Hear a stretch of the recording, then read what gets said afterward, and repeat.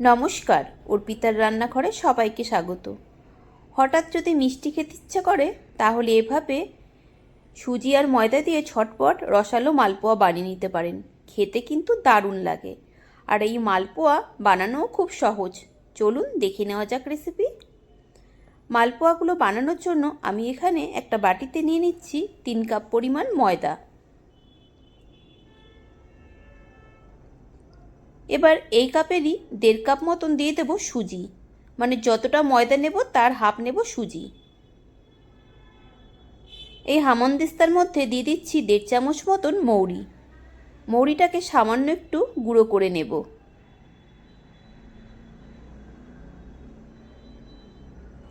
এবার এই মৌরির গুঁড়োটা এর মধ্যে দিয়ে দিলাম। এই কাপেরই 3 কাপ মতন দুধ দিচ্ছি।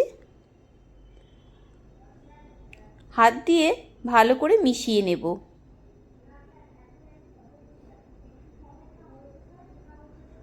মনে হলো আরও কিছুটা দুধ লাগবে, দিয়ে দেব।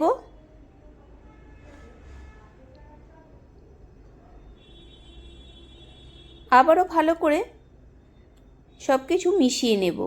এরকম ঘনত্বের একটা ব্যাটার তৈরি করে নিয়েছি। এবার ঢাকা দিয়ে 10 মিনিট মতন রেখে দেব। রস তৈরি করার জন্য আমি এখানে কড়াইতে দিয়ে দিচ্ছি 1 বাটি চিনি, আর এই বাটিতে দিচ্ছি 1 বাটি জল। 3টে এলাচ দিয়ে দিচ্ছি ফাটিয়ে। এবার ফুটিয়ে এভাবে চিনির রস তৈরি করে নেব। রসটা পাতলা রাখবো, বেশি মোটা রস তৈরি করলে কিন্তু রস ঢুকবে না মালপোয়াগুলোতে।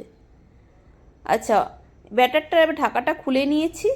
এবার মালপোয়াগুলো ভাজার জন্য কড়াইতে দিয়ে দেবো সাদা তেল। রেসিপি দেখে ভালো লাগলে লাইক, কমেন্ট, শেয়ার অবশ্যই করবেন। আর আমার চ্যানেলে নতুন বন্ধু হলে চ্যানেলটি সাবস্ক্রাইব করে নেওয়ার অনুরোধ রইল। তেলটা হালকা গরম হয়ে গেছে।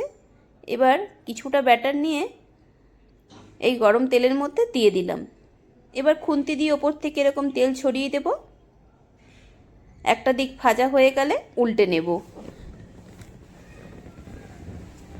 এভাবে সবগুলো মালপোয়া আমি হালকা লাল করে এভাবে করে ভেজে তুলে নেব। অনেকগুলো মালপোয়া আগে ভেজে নিয়েছিলাম। এবার এই গরম রসের মধ্যে মালপোয়াগুলোকে দিয়ে দিচ্ছি। এবার ওপর নিচ থেকে কিছুটা করে রস এভাবে করে দিয়ে দেব মালপোয়াগুলোর মধ্যে। একটু উল্টে পাল্টে নেব।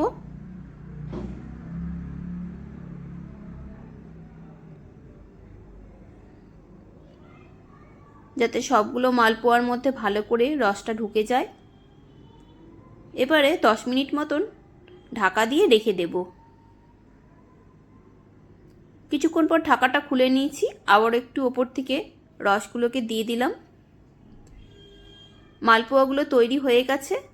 এবার তুলে নেব।